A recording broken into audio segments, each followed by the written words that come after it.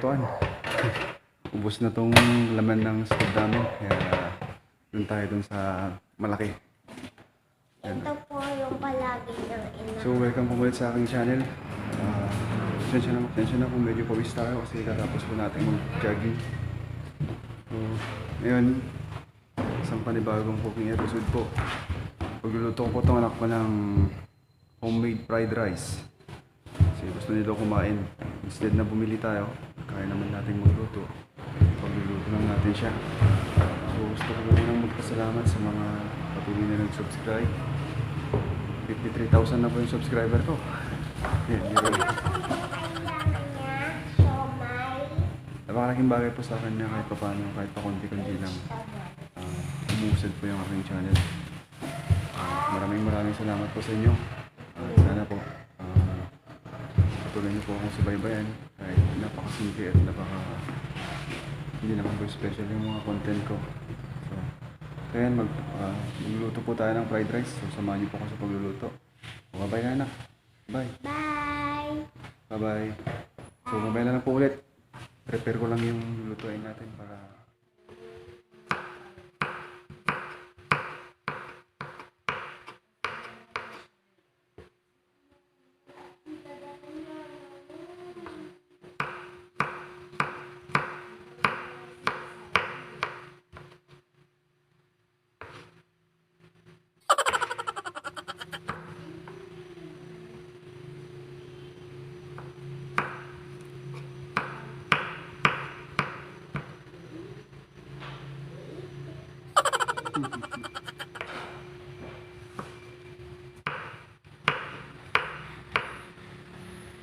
So itong carrot po natin, ito yung pagkakaiwa. Cubes lang po siya. Ito po ang mga maliliit. Ma. Ma. So ito na po yung carrot natin. Then sunod natin itong beans. Ganun din yung pagkakaiwa nito. Maliliit din, ito cubes din. Sure. So may itlog dalawa. At may magbabalik pong egg. Ito. Parte. Ito yun. Nagtuli. Jay ko kado dun. Kumata dyan siya. Kumata. Haan. Dyan. Kado ko pa yun. And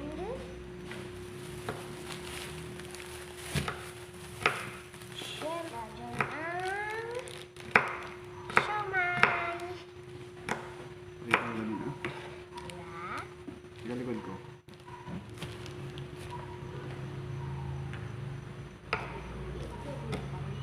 Yun ah.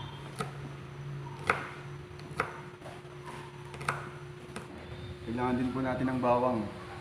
Bawang. So instead po na bumili tayo, kasi expensive naman. Kaya magluluto na lang po ako. Makakatipid tayo pag tayo magluto. Yung bawang natin, tadtarin lang natin. Man malamang ako dito. So ito pa yung mga kailangan natin. Pagluluto po tayo ng fried rice. Ang log. Tapos carrot. Chop nyo lang sa into cubes. Pwede pang mas maliit dyan kung gusto nyo. Yung base naman ganun din. Bawang. Wala kami sibuyas kaya hindi ko na lalagyan. Pero sibuyas din sana. Wala akong nabili. Tsaka sobrang daming siomay. Takaw to eh. Ayan po. Ito ko pala. Kanin lamig. Or in Ilocano, laban. So yun po yung mga kailangan natin. So ayan. Magluto na po tayo. Bye bye. Prito na po tayo. natin yung siomay natin.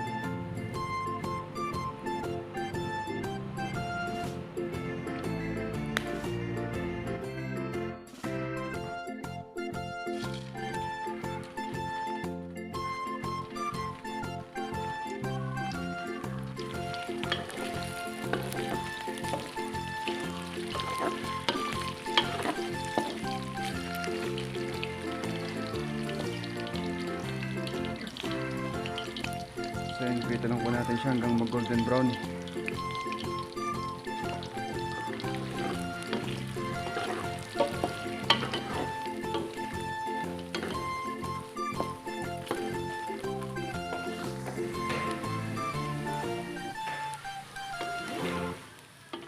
So ayan po, brown na tong ating siomay, kaya pwede na natin siyang hanguin.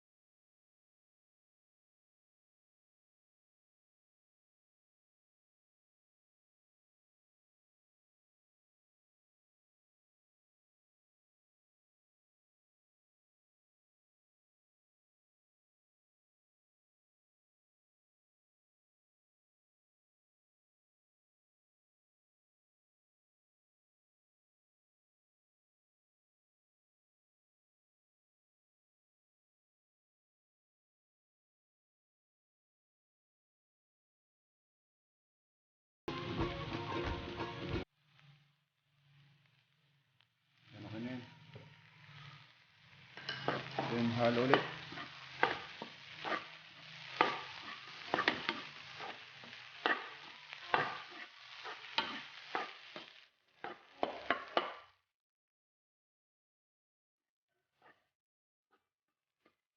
Ayan, luto na po itong ating homemade fried rice.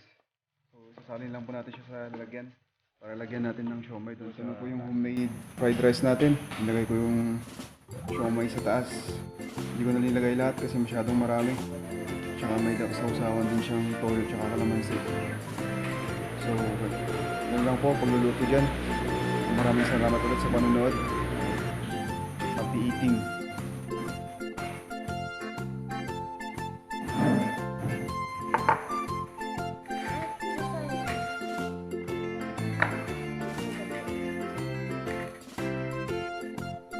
Ito yung pinagluto natin. Laga nating baboy. Bakit? Sarap! Sarap! Yan, masarap. Kasi matakaw yung baka. So maraming salamat po sa panonood.